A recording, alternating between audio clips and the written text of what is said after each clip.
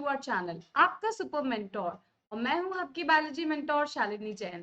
जैसा कि आज आप स्क्रीन पे देख सकते हैं बच्चे, आज का जो टॉपिक है इस वीडियो का वो है about the clotting of blood. Okay बच्चों, और you can say coagulation of the blood. ठीक है, क्या मतलब है इस टर्म का? इस टर्म का मतलब है कि हमारे जो ब्लड में, या ब्लड में नहीं, हम जैसे ही कभी हमारी इंजरी होती है, कोई ट्रॉमा होता है, कहीं कट लगता है, तो हमारी बॉडी में से क्या होता है, ब्लड फ्लो होना स्टार्ट हो जाता है बच्चों, है ना। तो अब क्या करना है, क्लॉटिंग होना। और वही ब्लड जो है वो सारे दिन सारी रात तक थोड़ी ना बहता है, वो कुछ ही समय के अंदर क्या हो जाता है, क्लॉट हो जाता है, उसका रक्त का थक्का जम जाता है। Right, in Hindi what we say, रक्त का थक्का जमना। ठीक है, सो क्लॉटिंग ऑफ ब्लड का मतलब है जो कि हमारी बॉडी जो है, हमारे ब्लड सेल्स जो है वो अपने आप ही क्या करते हैं, दे स्टॉप फ्लोइंग, है ना। क्या हो जाता है, उनका बहना बंद हो जाता है। ठीक है, ब्लड का। तो वहां पर एक्चुअली ऐसा क्या होता है, या हमारे ब्लड का या बॉडी का ये मैकेनिज्म जो है वो क्या कहलाता है, आज पूरा का पूरा वीडियो जो है इस ब्लड क्लॉटिंग फैक्टर को, क्या है बच्चे, ब्लड क्लॉटिंग जो प्रोसेस है, जो पूरा हीमोस्टेसिस का जो ये फिनोमिना है, इसके लिए डेडिकेटेड है। ऑलराइट बच्चे, सो बहुत ही इंटरेस्टिंग है, बहुत छोटा सा टॉपिक है, क्योंकि इसमें से क्वेश्चंस हो सकता है बच्चे आ जाएं, क्योंकि प्रीवियस ईयर्स में क्वेश्चन जिपमर में, एम्स में पूछे जा चुके हैं। ठीक है, सो ऐसा भी नहीं है कि बिल्कुल भी आप छोड़ देंगे, इसी साल क्वेश्चन आ गया तो हम क्या करेंगे, हम अपनी तैयारी दुरुस्त रखेंगे और हम सारे टॉपिक्स को कवर करके जाएंगे बच्चों। Okay, so let's start this video about the clotting of the blood.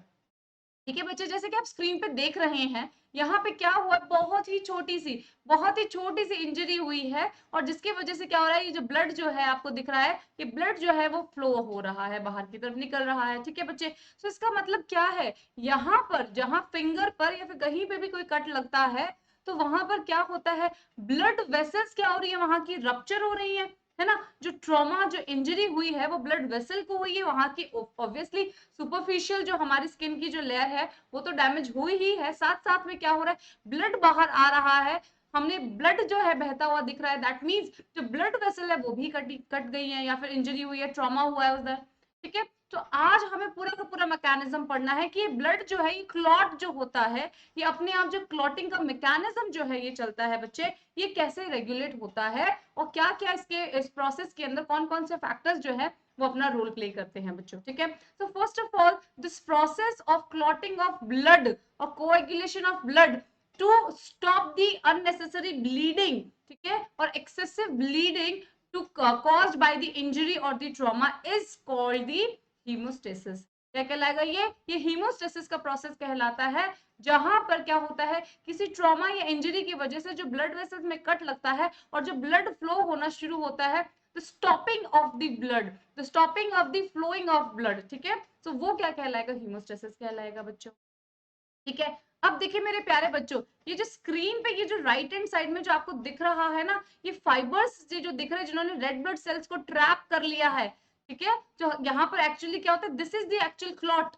ठीक है, अगर जब हम हमारी इंजरी को देखने लगेंगे तो हमें ऐसा कुछ नहीं दिखेगा, but this is actually happens in the blood vessels, या जहां भी हमारी इंजरी हुई है। बात समझ में आ रही है? सो ये जो व्हाइट व्हाइट कलर के, जो हल्के से लाइट कलर के, आपको पिंक कलर के, तो ये थ्रेड्स जैसे जो फाइबर्स जैसे दिख रहे हैं, ये है फिब्रिन। ये क्या है बच्चों, ये है फिब्रिन, जो कि क्या है, इनसॉल्युबल सॉलिड, हल्के से थिक कैसे है, वो क्या है, फाइबर जैसे हैं, जो कि क्या करते हैं, जो रेड ब्लड सेल्स जहां से फ्लो आउट हो रहे थे, बह रहे थे, उसको ट्रैप कर देंगे। ठीक है, जो टिश्यू वहां पे डैमेज हुआ है उसको ट्रैप कर लेंगे, और यही पूरा प्रोसेस जो है बच्चे क्या कहलाता है, यही क्लॉट कहलाता है बच्चों। ठीक है, सो बेसिकली हमें देखना है कि हमारी इंजरी की साइट के ऊपर ये जो फाइब्रिन है ये कैसे बनता है, दिस इज द प्रोसेस। ठीक है बच्चों, सो अब देखिए, मैंने आपको, जब हमने ब्लड की कॉम्पोजिशन पढ़ रहे थे प्यारे बच्चों, तो प्लीज ट्राई टू रिकॉल, हमने क्या पढ़ा था कि हमारे जो फॉर्म्ड एलिमेंट्स होते हैं वो 3 फॉर्म्ड एलिमेंट्स होते हैं, आरबीसीज, डब्ल्यूबीसीज एंड दी प्लेटलेट्स। तो जो प्लेटलेट्स है, इनका काम होता है क्लॉटिंग का। सो क्लॉटिंग ऑफ ब्लड में जो है प्लेटलेट्स का रोल बहुत इंपॉर्टेंट होता है। ठीक है बच्चों, तो आपको एक बार मैं उसी स्लाइड पे फिर से लेके जा रही हूँ कि प्लेटलेट्स जो है कहाँ बनते हैं, कहाँ बनते हैं, रेड बोन मैरो में बनते हैं। ठीक है बच्चों, सो रेड बोन मैरो में जो बड़े बड़े सेल्स होते हैं, मेगा कैरियोसाइट्स जो होते हैं, उनके फ्रेगमेंटेशन से ये प्लेटलेट्स बनते हैं। और इन्हीं प्लेटलेट्स का काम होता है क्या करना, क्लॉटिंग करना। सो ये जो प्लेटलेट्स है प्यारे बच्चों, ये क्या है, ये है हमारे, ये है हमारे क्लॉटिंग फैक्टर। ये क्या है बच्चों, ये है हमारे क्लॉटिंग फैक्टर। ठीक है बच्चों। और अगर एक बात आप याद करने की कोशिश करेंगे कि हमने जब प्लाज्मा पढ़ रहे थे, सो प्लाज्मा के अंदर हमने क्या कहा था, हमारे पास मेजर कॉम्पोजिशन किसका होता है, वाटर का होता है, एंड 6 to 8% जो है वो प्लाज्मा प्रोटीन्स होते हैं, जिसमें albumin is the most abundant protein था, ग्लोबुलिन्स थे जो कि हमारे डिफेंस मैकेनिज्म में काम आते हैं, and the fibrinogen is the third plasma protein जो कि क्या करता है बच्चों, क्लॉटिंग में हेल्प करता है, क्लॉटिंग ऑफ ब्लड में क्या करता है, अपना रोल, अपना बहुत इंपॉर्टेंट रोल प्ले करता है बच्चों। तो मेरी बात सुनिए यहाँ पे ध्यान से, जो फिब्रिनोजन होता है ना, फिब्रिनोजन, ठीक है बच्चों, वो कैसा प्रोटीन है, वो वाटर सॉल्युबल प्रोटीन होता है। ठीक है बच्चों, सो वो वाटर सॉल्युबल प्रोटीन होता है, तभी तो हमारा प्लाज्मा जो है वो वाटरी या लिक्विड फॉर्म में होता है, उसके अंदर सारे के सारे प्रोटीन्स जो है वो कैसे डिसॉल्व स्टेट में है। सो ये प्रोटीन जो है फिब्रिनोजन प्लाज्मा में, वो भी कैसा है, डिसॉल्व स्टेट में है। तो अब बस यही काम है, यही हमारे जो ये क्या है, ये प्लाज्मा प्रोटीन फिब्रिनोजन है, इसको ही हमें क्या करना है, इस फिब्रिनोजन को हमें कन्वर्ट करना है, किसमें, हमारे फिब्रिन में। दिस, ये जो रिएक्शन है फिब्रिनोजन का फिब्रिन में बनना ही क्लॉट फॉर्मेशन है, ही क्लॉट फॉर्मेशन है प्यारे बच्चों। आई रिपीट, द फिब्रिनोजन जो हमारा प्लाज्मा प्रोटीन जो है, जो सॉल्युबल होता है, इसी पे मल्टीपल एक्शंस होंगे, कैस्केड रिएक्शन होगी, बहुत सारे एंजाइम्स और प्रोटीन्स जो है काम करेंगे, then it will convert into the soluble form से इनसॉल्युबल एक क्लॉट के फॉर्म में आएगा, and that would be the fibrin. यहां पे मैंने लिखा है बच्चे, यहाँ पे हम लिखते हैं फिब्रिन। ठीक है, सो फिब्रिनोजन ही क्या है बच्चों, फिब्रिन में कन्वर्ट होगा, और वहीं पे वो जो हमने अभी फाइबर्स देखे थे, जो थ्रेड लाइक क्लॉट देखा था, वही एक्चुअल फॉर्मेशन होगा। तो सारी के सारी प्रोसेस जो अब रिएक्शन जो हम पढ़ने वाले होंगे क्लॉटिंग के लिए, वो सब इसीलिए हो रही होंगी, सो दैट हमारा plasma protein fibrinogen converts into the from its soluble form to insoluble fibrin, और फाइबर के फॉर्म में आ जाए और क्लॉट बना ले, ब्लड सेल्स को, डैमेज टिश्यूज को ट्रैप कर ले, और that would be the clot. ठीक है बच्चे, अब चलते हैं ये सब कैसे होने वाला है। सो बच्चे let's go. So this we have seen. So क्या हो जाएगा, hemostasis. Hemostasis is the mechanism to prevent the flow of blood causing due to cause of injury or trauma. ठीक है, सो उस ब्लड फ्लो को रोकने का काम जो है, वो मैकेनिज्म जो है वो क्या कहलाता है, वो कहलाता है हमारा हीमोस्टेसिस।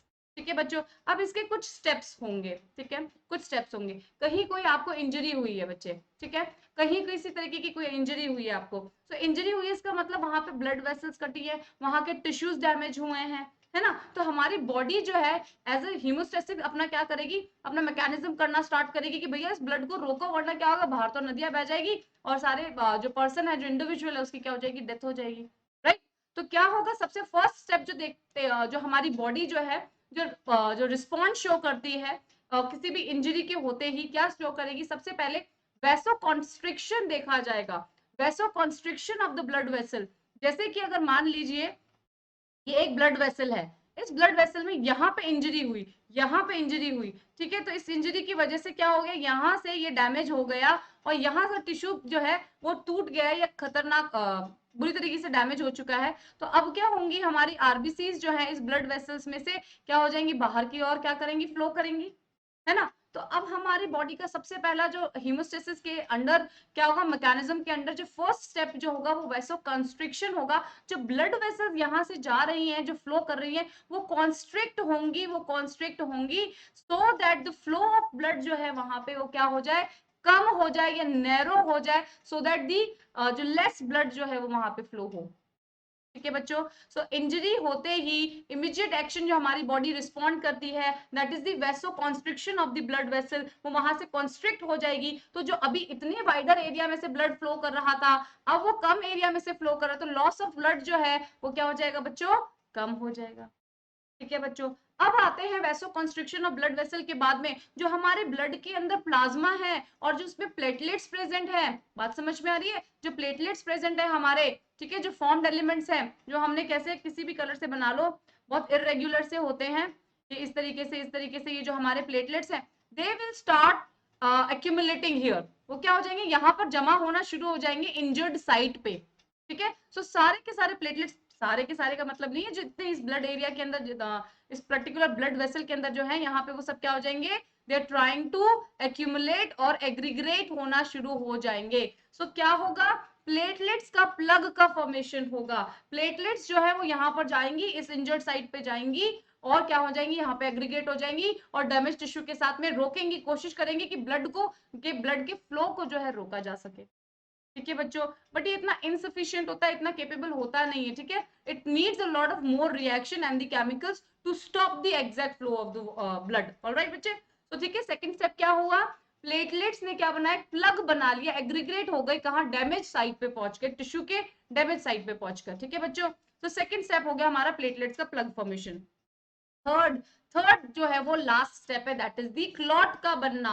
और वो क्लॉट कैसा दिखता है, वो क्या होता है, वो हमारे धागों के जैसे, कैसे, धागों के जैसे, फाइबर्स के जैसे जो है वो ट्रैप कर लेते हैं, एक मैश बन जाता है इस तरीके से। इस तरीके से क्या हो जाएगा बच्चों, देखो ये एक मैश बन गया, ये एक जाली सी कुछ चीज बन जाती है। फाइबर्स इस तरीके से अपने आप को अरेंज कर लेते हैं फाइब्रिन के, जो कि क्या करते हैं, ब्लड सेल्स को और डैमेज टिश्यू को ट्रैप कर लेते हैं और बाहर नहीं जाने देते। That is the clot, that is the clot.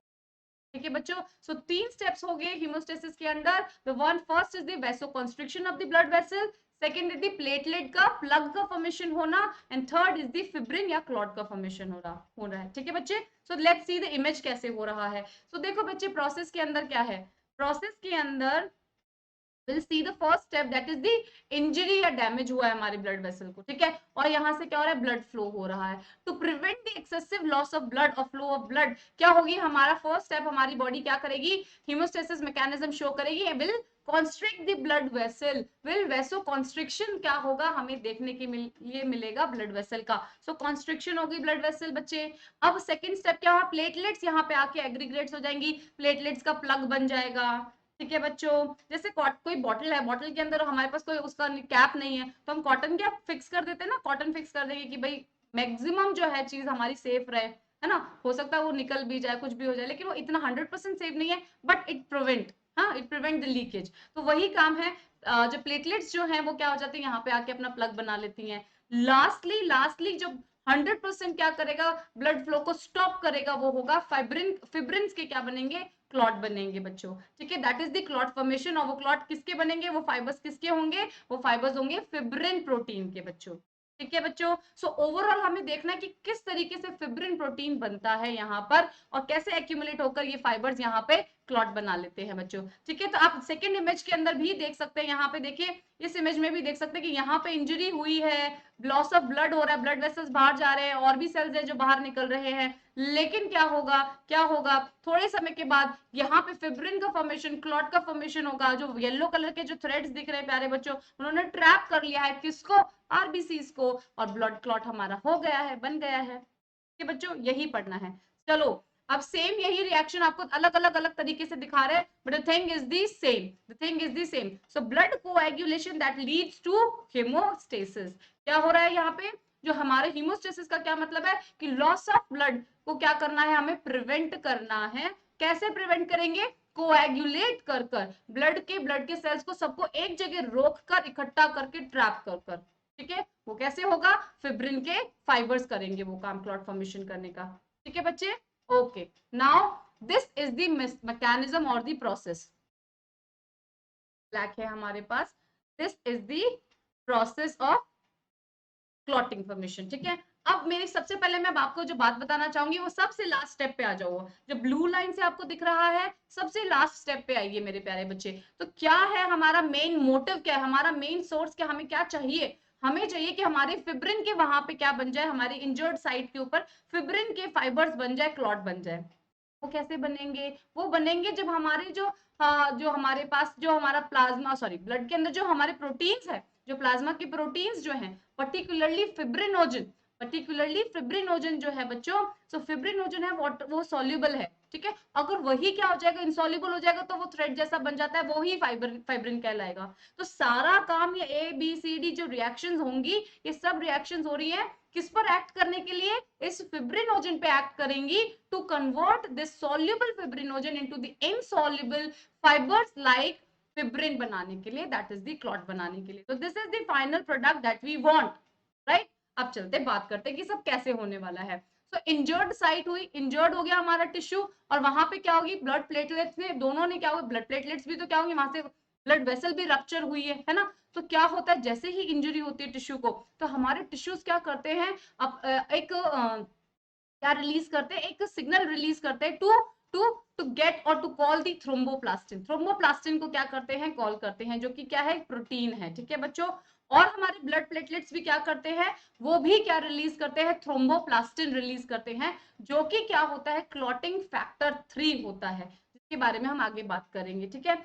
सो अब जो है हमारे ब्लड टिश्यूज ने, जो इंजर्ड हो गए टिश्यू ने, और जो ब्लड वेसल जो वहां से रप्चर हुई है, सो उन दोनों ने ही एक ही चीज को कॉल किया है, दैट इज दी, एक ही चीज को बनाया, that is the thromboplastin. Thromboplastin जो है, जो फर्स्ट प्रोटीन जो एक्शन में आएगा, दैट इज दी थ्रोम्बोप्लास्टिन। अब थ्रोम्बोप्लास्टिन का क्या काम है, थ्रोम्बोप्लास्टिन कैल्शियम की प्रेजेंस में, कैल्शियम आयन की प्रेजेंस में थ्रोम्बोकाइनेज एंजाइम जो कि ब्लड में ही फ्लो कर रहा था, उसको क्या करेगा, उसको एक्टिवेट करेगा। सो ये थ्रोम्बोप्लास्टिन जो है, ये थ्रोम्बोप्लास्टिन जो है वो प्रोथ्रोम्बिनेज एंजाइम, प्रोथ्रोम्बिनेज, देखो बच्चे क्या लिखा हुआ है, नेज मतलब एंजाइम है ये। तो ये प्रोथ्रोम्बिनेज को क्या करता है बच्चों, ये बुलाता है, एक्टिवेट करता है, ठीक है। अब ये प्रोथ्रोम्बिनेज एंजाइम क्या करेगा, तो अगर आप लोगों को बच्चे ध्यान होगा हमारी बॉडी के अंदर क्या होते हैं, एंटीकोगुलेंट फैक्टर्स होते हैं, एंटीकोगुलेंट प्रोटीन होता है, that is the heparin. Heparin, ये देखिए, ठीक है। हमारा ब्लड भी जो है वो हर समय क्या रहता है, लिक्विड फॉर्म में ही रहता है, फ्लो ही करता रहता है, उसमें तो क्लॉट्स नहीं बनते अपने आप, जब तक कि उसके अंदर कोई किसी तरह की कोई डिजीज नहीं है ना, या कोई डैमेज नहीं हुआ है कोई टिश्यू, ठीक है बच्चे, या कोई ऑर्गन डैमेज नहीं है, तब तक अपने आप से तो ब्लड में हमारे क्या है, क्लॉट्स नहीं बनते जगह जगह, है ना। तो वो किस वजह से, क्योंकि हमारे ब्लड के अंदर जो है हेपेरिन जो है एंटीकोगुलेंट प्रोटीन प्रेजेंट होता है। तो ये हमारे ब्लड को क्या करता है, क्लॉट करने से बचाता है। तो जो ऑलरेडी ब्लड के अंदर एक ऐसा फैक्टर प्रेजेंट है, एक ऐसा प्रोटीन प्रेजेंट है जो क्लॉट नहीं होने देगा, तो सबसे पहले उसको इनएक्टिवेट करने का काम आता है। भैया एंटीकोगुलेंट जो हमारा प्रोटीन है, दैट इज द हेपेरिन, उसको इनएक्टिवेट करो, ठीक है, तभी क्लॉटिंग हो पाएगी, ठीक है। सो प्रोथ्रोम्बिनेज क्या करता है, जो प्रोथ्रोम्बिनेज एंजाइम है वो एक्ट करता है, इनएक्टिवेट करता है हेपेरिन को, और कैटलाइज करता है एक रिएक्शन को, जो कि प्रोथ्रोम्बिन को किसमें कन्वर्ट करती है, थ्रोम्बिन में कन्वर्ट करती है, ठीक है बच्चों। थ्रोम्बिन जो है वो एक फाइनल ऐसा हमारा क्या है, सबस्ट्रेट है, जो कि उसके पास एक्चुअली चाबी है, किसकी, फाइब्रिनोजन की, कि ये ताला जो है, ये फाइब्रिनोजन जो है, ये थ्रोम्बिन से ही क्या होगा, कैटेलाइज होगा। और यही थ्रोम्बिन जो है हमारे फाइब्रिनोजन को, सॉल्युबल को इनसॉल्युबल फाइब्रिन में कन्वर्ट करने वाला है। फाइब्रिन और फिब्रिन कुछ भी बोल, ठीक है बच्चों। तो बात समझ में आ रही है। सो ये जो रिएक्शन है, ये स्टेप बाय स्टेप, एक के बाद एक दूसरे के इन्फ्लुएंस में ये काम करेगा, इसका प्रोडक्ट इधर काम आएगा, है ना। सो यहाँ पे कोई जो प्रोडक्ट बना वो आगे नेक्स्ट रिएक्शन में काम आएगा। So this process is called the cascade reaction, the cascade process, chain reaction जैसा सा, ठीक है बच्चों, ठीक है, एक दूसरे से लिंक्ड है सारा ये जो प्रोसेस है बच्चे, ठीक है। सो लेट्स रिपीट, ये सारा काम कैसे हो रहा है, this whole process is going to be conducted in the blood vessel itself where the injury is happened, ठीक है बच्चे, जहां इंजरी ऑलरेडी हुई है। तो वहां पे क्या करना है, वहां पे हमारे फिब्रिनोजन जो सॉल्युबल जो प्रोटीन्स प्रेजेंट है प्लाज्मा के अंदर, उनको हमें कन्वर्ट करवाना है, क्योंकि वो क्लॉटिंग फैक्टर्स है, वही क्या करेंगे, कन्वर्ट होके फाइबर बना लेंगे, और फाइबर वो क्या करेंगे, ब्लड वेसल्स को या ब्लड सेल्स को ट्रैप कर लेंगे, और टिश्यू डैमेज टिश्यूज को ट्रैप कर लेंगे। तो क्लॉट जो है वो फिब्रिन की प्रेजेंस में ही बनेगा, या फिब्रिन वहां पे आएगा तो ही क्लॉट बनेगा, ठीक है बच्चों। अभी फिब्रिन को कैसे लेके आए, तो फिब्रिनोजन को क्या करना पड़ेगा, फिब्रिनोजन की एक चाबी है, फिब्रिनोजन एक एंजाइम की प्रेजेंस में क्या होता है, काम करता है, वो एंजाइम है हमारा थ्रोम्बिन, वो एंजाइम है हमारा थ्रोम्बिन। सो वो थ्रोम्बिन कैसे आएगा, उसको क्या करने के लिए, उसको एक्टिवेट करने के लिए, उसको रिएक्शन में एक्टिव करने के लिए प्रोथ्रोम्बिन, प्रोथ्रोम्बिन जो है प्रोटीन जो है वो कैल्शियम और विटामिन के की प्रेजेंस में ये कन्वर्ट होता है थ्रोम्बिन में। और ये जो प्रोथ्रोम्बिन है ना बच्चे, ये बनता है लिवर में, ये बनता है लिवर में। तो लिवर हमारा बहुत ही इंपॉर्टेंट ऑर्गन है, जो कि बहुत सारे ऑर्गन्स की हेल्प करता है और बहुत सारा काम करता है, ठीक है। तो आपको ध्यान होगा, तो यहाँ पे विटामिन के का जो है, जो विटामिन के की प्रेजेंस में, विटामिन के is the necessary for the formation of the prothrombin, prothrombin in the liver. तो ये एक एग्जांपल जो है बच्चे की वेरी वेरी इंपॉर्टेंट है, ये जो पॉइंट मैंने आपको बताया है। सिर्फ विटामिन के इज जो यहाँ पे लिखा हुआ है ना बच्चे, यहाँ पे जो लिखा हुआ है, तो विटामिन के, कैल्शियम भी पूरी पूरी रिएक्शन में क्लॉटिंग फैक्टर्स के जो एक्शंस को क्या करने के लिए, रोल को एग्जिबिट करने के लिए, calcium is also clotting factor. Calcium भी क्या है, बहुत इंपॉर्टेंट फैक्टर है इस कैस्केड रिएक्शन को प्रोसीड करने में। लेकिन मैं आपको बता रही हूँ कि जो प्रोथ्रोम्बिन जो है, जो लिवर में बनेगा, वो सिर्फ और सिर्फ किसकी प्रेजेंस में बनता है, विटामिन के की प्रेजेंस में बनता है। So this question was being asked, ये पूछा गया है, that is why I am putting more, I am giving more emphasis here. Alright बच्चों, सो लेट्स स्टार्ट, कहां से करेंगे, देखिए अब उल्टा ऊपर से शुरू होते हैं। इंजरी हुई टिश्यू की, ब्लड वेसल्स क्या हुई, रप्चर हुई, सो दोनों ही क्या होके एक्टिवेट होके क्या बनाएंगे, थ्रोम्बोप्लास्टिन बनाएंगे। थ्रोम्बोप्लास्टिन जो है वो कैल्शियम की प्रेजेंस में एक एंजाइम एक्टिवेट करती है जिसका नाम है प्रोथ्रोम्बिनेज। प्रोथ्रोम्बिनेज क्या करेगा, जो हमारे ब्लड के अंदर जो हेपेरिन एंटीकोगुलेंट फैक्टर है उसको इनएक्टिवेट करेगा और एक रिएक्शन कैटेलाइज करेगा। क्योंकि प्रोथ्रोम्बिनेज नाम है तो किस पर एक्शन करेगा, प्रोथ्रोम्बिन पे काम करेगा, ठीक है बच्चों। और प्रोथ्रोम्बिन जो है वो थ्रोम्बिन में कन्वर्ट होगा, और थ्रोम्बिन जो है वो हमारी रिएक्शन कैटेलाइज करेगा, जो कि मेन हीरो है इस पूरी क्लॉटिंग प्रोसेस की, दैट इज द फिब्रिनोजन को कैटेलाइज करेगा to convert it into fibrin fibres और the clot. I hope it is very clear बच्चों। So this is the process, this is the step you have to go through and by heart. Alright बच्चे, so अभी हम बात करेंगे clotting factors के बारे में भी। तो कैल्शियम का रोल, विटामिन के का रोल, और हेपेरिन कहाँ पे जाके इनएक्टिवेट होता है, किसकी प्रेजेंस में होगा, each and everything you have to memorise it well. Alright बच्चे, so now let's go ahead. ये क्या हो गया, this is the mechanism of blood clotting. अब ये क्या है, एक के ऊपर एक स्लाइड चल रही है बच्चे, I can't do anything because थोड़ा सा टेक्नोलॉजी में हाथ ढीला है। तो mechanism of the blood clotting जो है बच्चे इसी स्लाइड के ऊपर चल रहा है, तो वो क्या होगी, clotting takes place in the 3 essential steps, that is the formation of the prothrombin activator. जो ये प्रोथ्रोम्बिन बनेगा ना, इसका इंपॉर्टेंट काम है, क्योंकि यही हमारा थ्रोम्बिन क्या है, एंजाइम बनाएगा जो कि कैटेलाइज करेगा, ठीक है। सो एक्टिवेशन होगा इसका प्रोथ्रोम्बिन का, ठीक है, किसकी प्रेजेंस में, कैल्शियम और विटामिन के की प्रेजेंस में। And lastly formation of fibrin जो है, वो जो मेन हमारा प्रोडक्ट है, दैट इज द फाइबर, जो कि क्लॉट बनेगा, जो कि ब्लड सेल्स को ट्रैप करेंगे, ठीक है बच्चों। So this is all mentioned here. All right, so now ये एक साफ सुथरी स्लाइड में, यहाँ पे कुछ ओवरलैप नहीं हो रहा, you can easily see two things together। कि ये देखिए यहाँ पे देखिए बच्चे, ये इंजर्ड हुआ ब्लड वेसल है, सबसे पहले वैसो कॉन्स्ट्रिक्शन हुआ, ब्लड का पाथ जो है जो बह रहा था वो नैरो हुआ, so that the flow of blood minimum हो सके। सेकंड, वहां पे प्लेटलेट्स आके एग्रीग्रेट होंगे, सो प्लेटलेट्स यहाँ से, अब क्या बताए, यहीं से तो हमने पढ़ना शुरू किया, रिएक्शन यहीं से स्टार्ट होती है कि जो डैमेज टिश्यूज है और जो प्लेटलेट्स है वो क्या बनाते हैं, थ्रोम्बोप्लास्टिन, राइट, वो थ्रोम्बोप्लास्टिन बनाते हैं, वो आगे फर्दर रिएक्शन चलती रहेगी। तो यहाँ पे जब तक कि प्लेटलेट्स ने अपना प्लग बनाया है और जब तक थोड़ी सी ब्लीडिंग को क्या किया है, रोका है, तब तक क्या होगा, हमारी आगे कैस्केड रिएक्शन प्रोसीड करेगी बच्चों, and which is finally going to give us the final strong clot बनेगा, that is the fibrin clot बनेगा, ठीक है बच्चों, जो कि हमें खुरंट जो दिखता है बच्चे, ठीक है। तो देखिए, साइट ऑफ इंजरी पे क्लम्प्ड प्लेटलेट्स एंड द टिश्यूज क्या रिलीज करेंगे, थ्रोम्बोप्लास्टिन। वो थ्रोम्बोप्लास्टिन प्रोथ्रोम्बिनेज, प्रोथ्रोम्बिनेज को क्या करेंगे, एक्टिवेट करेंगे। प्रोथ्रोम्बिनेज किस पे काम करेगा, प्रोथ्रोम्बिन पे, ठीक है। प्रोथ्रोम्बिन कन्वर्ट होगा थ्रोम्बिन में, थ्रोम्बिन आगे किस में आके रिएक्शन में पार्टिसिपेट करेगा, फिब्रिनोजन के कन्वर्जन में इनटू दी फिब्रिन, ठीक है बच्चों। सो डैमेज और डेड फॉर्म सेल्स जो होंगे वो सब क्लॉट हो जाएंगे, कोएगुलम हो जाएगा उनका, ठीक है बच्चों। This is the blood coagulation process और द स्टेप्स और द हीमोस्टेसिस। कुछ भी इसमें से बच्चा मिस नहीं होना चाहिए।